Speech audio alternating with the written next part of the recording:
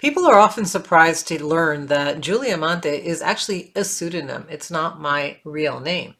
Now, I want to talk to you about pseudonyms today. People think also that pseudonyms are pretty simple. All you have to do is choose a name, put it on your book cover, and you're done. And actually, it's a little more complicated than that. And so I want you to have a few things to think about if you're considering using a pseudonym. Let's talk about that today. You have a story to tell, but you don't know where to start. Let me show you how to free your story. I teach you how to write and how to dig deep in your soul to release your story and make a difference in the world. Welcome to the Julia Monte channel. I am Julia Monte, women's fiction author, here on Fridays to talk to you about things that I think might be important to you as a writer. So let's talk about pseudonyms. Have you ever thought of using a pseudonym, of changing your name for whatever reason? I never really expected to use a pseudonym. I was perfectly happy using my actual name. But when I made the decision to use a pseudonym, it was because an editor said, your real last name is super long, which it is, and it wouldn't look good on a book cover. It also didn't sound very Latino. I was writing Latino fiction at the time, and so why don't you choose a pseudonym? So I thought, well, why not? I'll choose a pseudonym. So I became Laura Rios, and I wrote my first 6 books under that name. They were romances and chick lit novels, and I was happy being Laura Rios. I would have been happy remaining Laura Rios for the rest of my writing career. But when I made a change from writing romance fiction to women's fiction, my agent at the time said, you need to change your name. So again, I had to choose a different name. So this was done, at least in my case, to keep the two separate, not confuse the romance readers and the women's fiction readers. And also the sales figures for Laura Rios weren't as good as they wanted. So in order to sell me to a new publisher, I pretty much became a brand new person. And so I want to talk to you today about choosing your pseudonyms. Do you want to have more than one pseudonym? Is it a good idea to do that?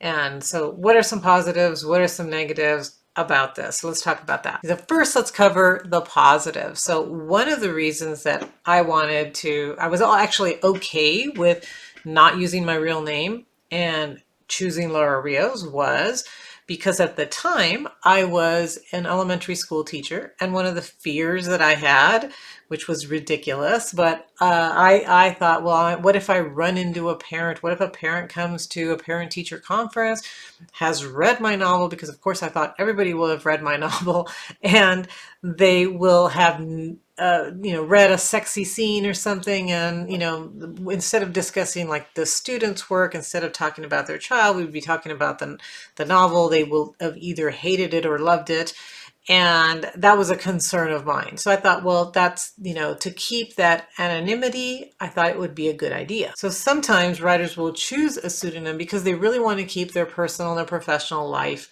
separate. They might have a different job. They might be a doctor, they may be a lawyer, they may have a whole entire professional career that do not want to mix with their writing career. So keeping a boundary between those two jobs is a reason that an author might choose to have a pseudonym. Another reason that writers might like to have a pseudonym is because it gives them really the freedom to experiment with different genres. So if somebody wants to write steamy romances, but also wants to write thrillers, for example, they can create 2 separate pseudonyms and keep those 2 careers separate. So the steamy romance readers would follow this author, the thriller writers would follow this author.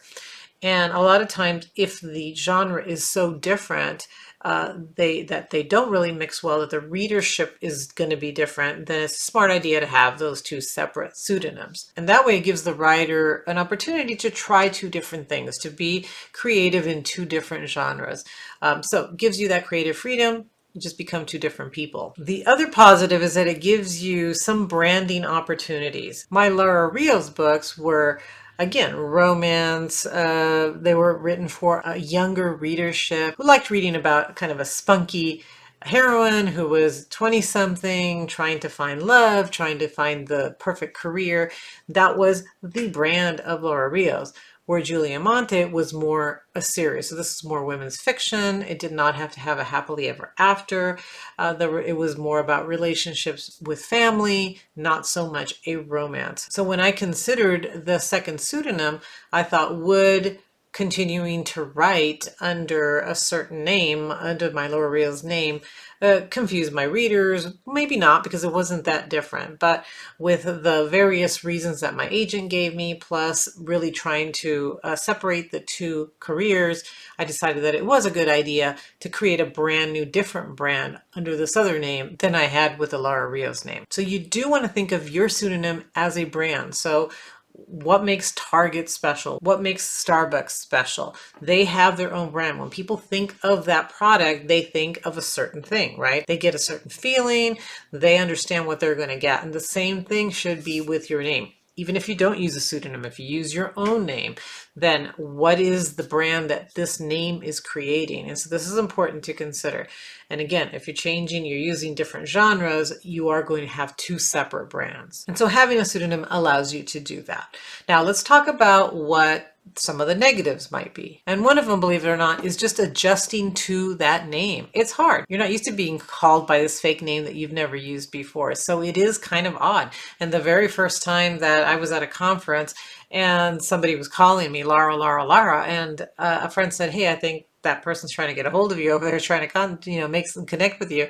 And I thought, oh yeah, that's right, I am Lara, right? So it was really hard for me to adjust. And sometimes it is. It's hard to adjust to a different name being called something different. So there is an adjustment period to feeling comfortable being this person. So that takes me to the next reason that sometimes it's a challenge.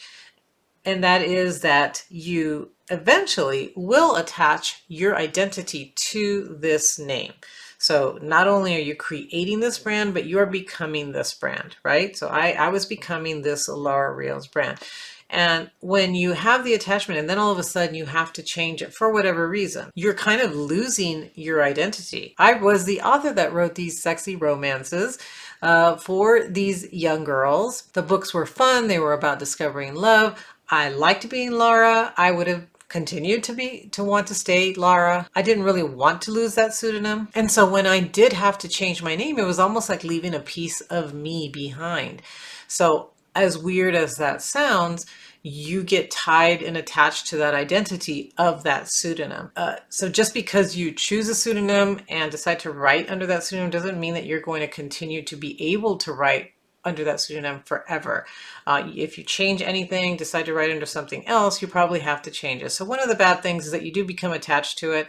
And if you end up having to lose it, it's kind of hard. The other hard part is managing multiple identities. So with me having both identities, having the Lara and the Julia identity, it was a challenge because I now had to have two separate websites. I had to create two separate everything. So social media accounts, websites, keep track of both of these, and it does become very draining and time consuming. So if you're spending all your time leaving posts for one identity and then leaving posts for a different identity for your pseudonyms, you're going to get exhausted. And when are you going to write? When are you going to have time to write? So that's one of the challenges of actually having multiple pseudonyms.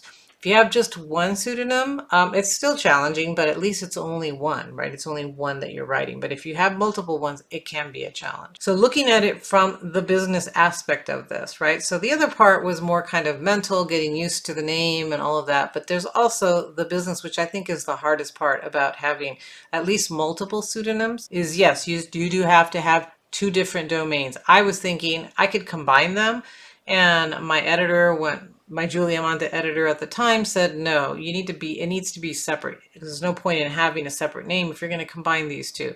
So you have one website for your Lara books, you have one website for the other. You have to have different social media accounts. You have to have different everything. And so that part of it becomes a problem. Then there is the other, which is the legal and financial aspect of it.